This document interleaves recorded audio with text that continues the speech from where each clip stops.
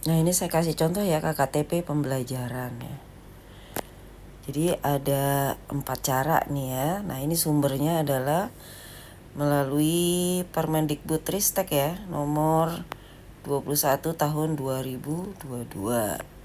Tapi yang terpenting adalah yang ayat 2 nih, bahwa penilaian pencapaian hasil belajar peserta didik dilakukan dengan membandingkan pencapaian hasil belajar peserta didik dengan KKTP gitu loh. Nah, di sini juga ada tentang KKTP itu apa sih ya? Merupakan penjelasan, kemudian menentukan indikator ketercapaian ya. Lalu dikembangkan untuk merancang perencanaan pembelajaran dan juga sebagai instrumen asesmen. Itu adalah fungsi dari KKTP itu. Gitu. Nah, di sini ada 4 cara menetapkan KKTP ya. Menggunakan deskripsi kriteria, menggunakan rubrik, menggunakan interval ya. Kemudian juga skala interval diolah dari rubrik. Nah, ini contoh-contohnya nih, seperti ini. KKTP dengan deskripsi kriteria. Kriteria ini loh teman-teman, ada 4 nih. Kriteria ini indikator sama juga atau aspek ya. Aspek untuk capaian kompetensi siswa tuh apa aja gitu. Ya. Dan di sini ada tidak memadai. Nah, di sini bagaimana menentukan KKTP-nya?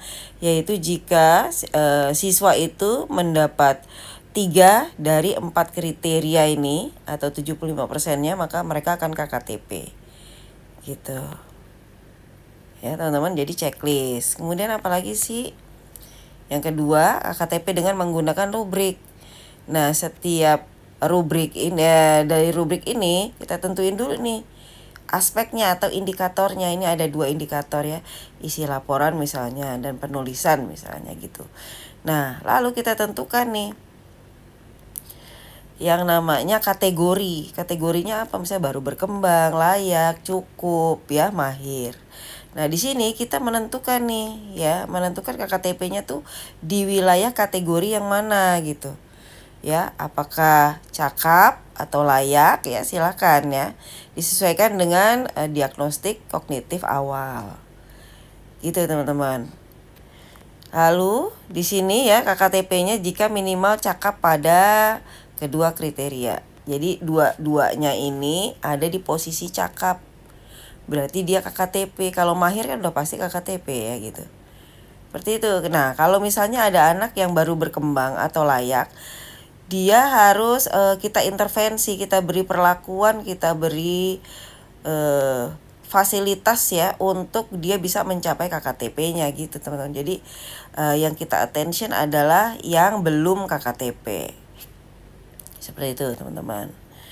Nah, kita lihat lagi ya. Yang berikutnya adalah ini. KKTP menggunakan interval nilai. Jadi kita menggunakan interval nilai, misalnya 0 sampai 40, 41 sampai 65, 66 sampai 85, 86 sampai 100. Nah, interval ini nggak baku nih ya. Silakan teman-teman tentukan sendiri intervalnya. Gitu ya. Nah, ini kriterianya kalau KKTP yaitu di 66 sampai 85%. Gitu. Ini dilihatnya dari penilaian nih, teman-teman ya. Kayak gitu.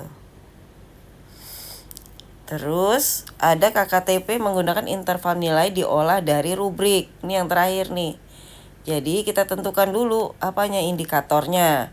Misalnya indikatornya ada 4 nih, gitu ya, ada 4. Sebenarnya namanya sama aja semuanya.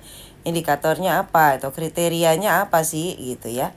Nah, misalnya di sini ada belum muncul, sudah muncul di sebagian besar, terlihat pada keseluruhan teks misalnya. Nah, ini ada penilaiannya. Penilaiannya per siswa gitu ya. Jadi misalnya siswa nih 2 nih ya, 2 ditambah 3 ditambah 4 nih levelnya atau bobotnya ya. Nah, ini dibagi dengan skor tertinggi. Skor tertinggi kan 4 nih. Ya kan 4. Jadi kalau misalnya keseluruhannya 4 kali 4 kan 16. Berarti jumlah nilainya berapa? Misalnya 2 tambah 3 tambah 4 berapa nih misalnya gitu ya. Dibagi 16 dikali 100. Maka hasilnya misalnya 75. Berarti kita tentuin aja KKTP-nya pokoknya di angka 66 sampai 85 gitu ya. telah mencapai KKTP gitu tanpa remedial. Kayak gitu teman-teman. Nah, ini yang terakhir. Nah, ini contohnya ya, misalnya asesmen kognitif nih. Awalnya ya.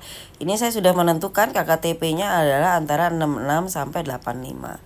Ini melalui LKPD juga bisa gitu ya. Nah, di sini saya bikin nih deskripsi kriteria. Kriterianya apa? Yaitu ada 4 indikator yang saya bidik ya gitu. Ada 4 indikatornya, kemudian saya tentukan dulu kategorinya ya, ada muncul sebagian besar ya, sudah muncul. Kemudian terlihat pada keseluruhan teks. Nanti anak-anak dari sini kita lihat nih, apakah ada di checklistannya yang mana nih, misalnya yang 2, kita tulis saja 2, 3, 4 misalnya gitu ya. Lalu kita bagi menjadi 16 dikali 100. Nanti akan dapat nih kayak gini. Tuh. Nah, berarti di sini kan kita udah tahu nih KKTP-nya antara 66 sampai 85, mana yang KKTP, mana yang belum KKTP. Nah, yang belum itu akan kita beri intervensi gitu, teman-teman. Ya, contoh yang lain ya. Ini juga begitu. Ya, saya pakai interval nilai ya. Jadi ada 86 sampai 100, 66 sampai 85. 41 sampai 65 dan 0 sampai 40. Tapi juga saya juga pakai rubrik gitu ya. Rubriknya ini dilihat di sini ada deskripsinya, kemudian ada interval nilainya di atas. Nah, melalui ini anak-anak kita tentukan nih dia ada di mana gitu ya. Dia ada di mana.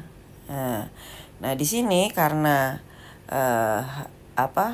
hasilnya adalah seperti ini, maka dapat kayak gini. Kita tentukan ya KKTP-nya adalah 66 sampai 85. Nah, inilah intervalnya tuh yang ini. Maka yang kita intervensi nanti kita beri perlakuan adalah yang perlu bimbingan ini. Gitu. Nah, terus ada lagi nih. Ini misalnya ya, setelah semuanya, maka teman-teman bisa merekapnya ya di sini. Misalnya KKTP kelas berapa nih? Kelas 3, mapelnya IPAS misalnya.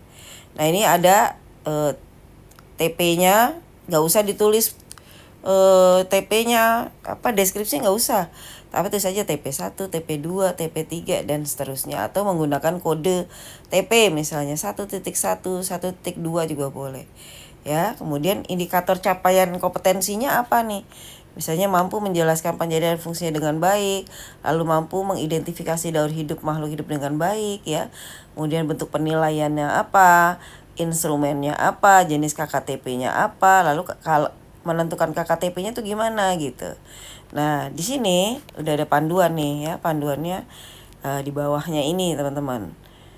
Ya, seperti itu sih teman-teman ya, semoga manfaat.